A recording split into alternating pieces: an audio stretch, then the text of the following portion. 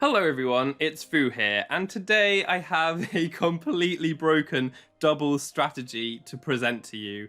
I'm kind of scared about putting this video out because I don't know if I want to see more people using this, but it's absolutely insane and I really can't wait to show you. So, if you want to have two Pokemon with a double Omni Boost on your side of the field, yes, that's two Pokemon with +2 in all of their stats, then keep watching this video because I will show you how to do that. It revolves around three main Pokemon: Dondozo, Tatsugiri, and Flamigo, and you end up with two Pokemon with a double Omni Boost on your side of the field. So first off, a bit about Dondozo and Tatsugiri. They have a really weird interaction. When they're on the field together, Tatsugiri goes into Dondozo's mouth. It becomes basically untouchable. You can target it, but all your attacks will miss, but you can't attack with Tatsugiri.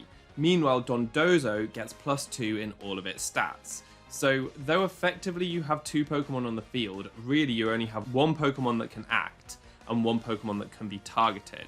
It's a very powerful Pokemon because it's a +2 in everything Dondozo, but you're up against two opponents. So Dondozo has an insane stat profile. It's got a massive HP stat at base 150, good attack, good defense, low special attack that you won't be using, kind of low special defense, but it's kind of alright because you have that massive HP stat, and you've got low speed. But when you get +2 in everything, obviously all those stats become very good. And even the speed stat, if you fully invest in it and make it max speed, Dondozo will outspeed base 120 speed Pokemon, which is very fast. That's a really fast speed tier to hit. So investing in speed on this guy is essential. Another cool thing about Dondozo is its signature move, which is Order Up, a base 80 power dragon type move that gives you a boost depending on whether you've swallowed a Tatsugiri, and the different colors of Tatsugiri give you different boosts. So the orange one gives you attack, the pink one gives you defense, and the yellow one gives you speed. So how do you get another Pokemon with an Omni Boost on the field if you've got Dondozo and Tatsugiri together and Tatsugiri can't be hurt by attacks? Well, Tatsugiri can still take damage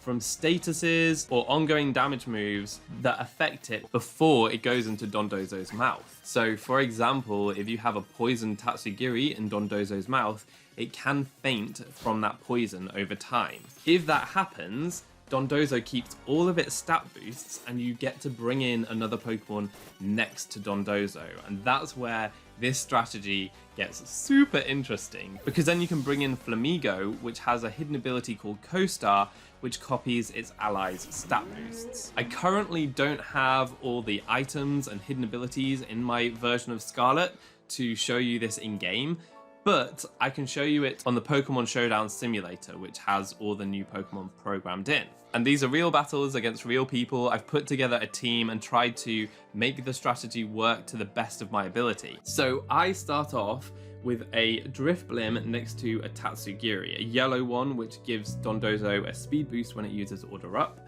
You'll see that in a second. And my opponent leads with a Golduck and Iron Thorns, which is one of the Paradox Pokemon.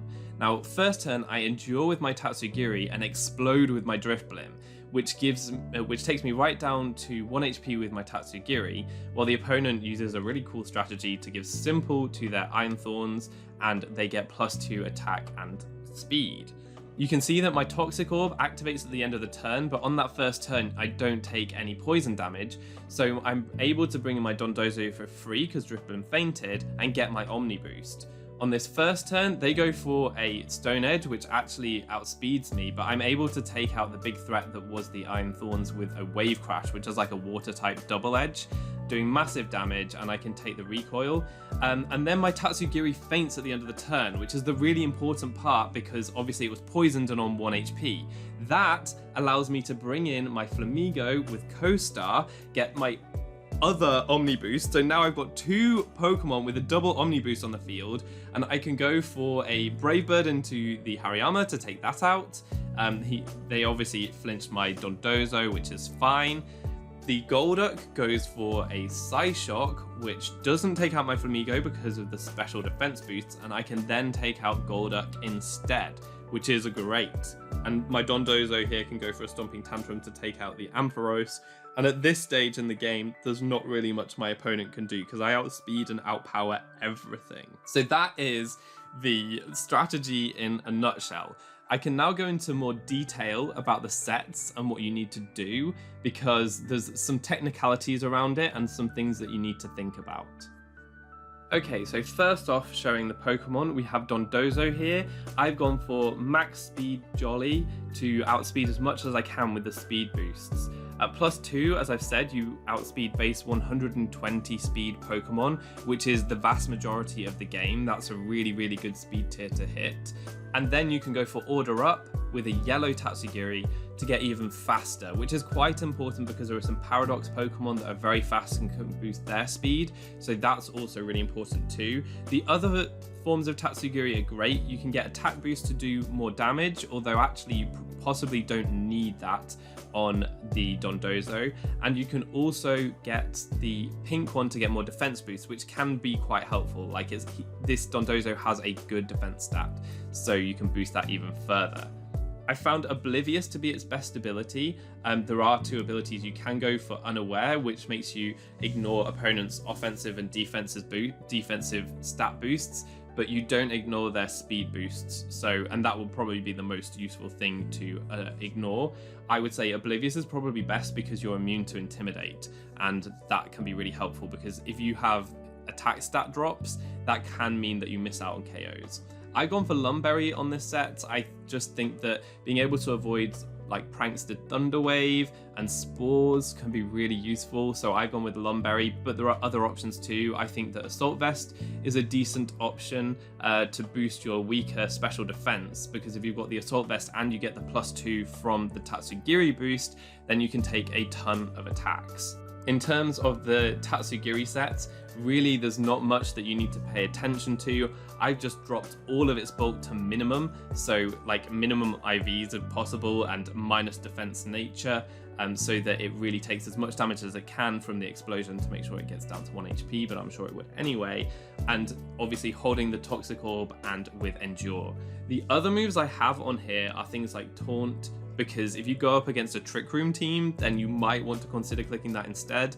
I've also got Helping Hand, because if, for example, Tatsugiri doesn't faint and you are left with a Dondozo with a Tatsugiri in its mouth, and Dondozo then faints, Tatsugiri comes back out, and therefore you want some utility on it, so Helping Hand can be helpful just to make the rest of the team members do a bit more damage. And then I've got an attacking move on there just in case I get taunted or something like that. But really, the only thing you will be clicking with this Pokemon is Endure. That is the aim of this strategy. You should only click Endure. The next Pokemon is a very, very important one, and that's Drifblim. Now this is really, really specific because it's a ghost type explosion user, and that's important because we need to avoid fake out. This strategy only works if you get Tatsugiri down to 1 HP on that first turn. The other moves are kind of not so important, but Thunder Wave and Clear Smog are actually there to counter other Tatsugiri Drifblim combinations, because if you can Thunder Wave the Tatsugiri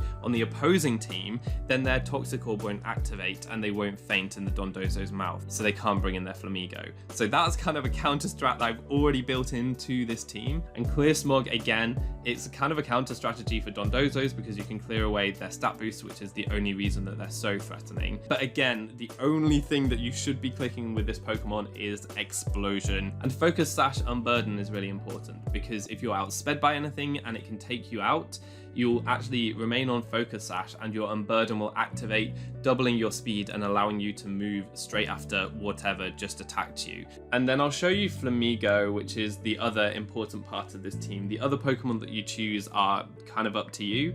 But yeah, with the Flamigo, what I went for here is Brave Bird and Close Combat really give you everything that you need.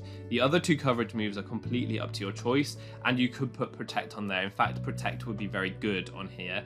It's just that I went with a Choice Banded set, which is kind of risky and probably not necessary. I think a Life Orb set would be good, although you take tons of recoil with Brave Bird, so you could consider other alternatives as well, like a berry, like a citrus berry might help keep you alive, especially with the Brave Bird recoil. The other two Pokemon are up to you. I put a Raichu on there because it's got the Lightning Rod, which helps Flamigo and Dondozo because they're both weak to electricity. You can also use Terror types to try and get around that weakness. And then there's Fluttermane as well, just because it's a fast special attacker that might be able to clean up at the end. But that is basically the strategy. I'll leave a link to the paste bin in the description if you want to try it out on Pokemon Showdown.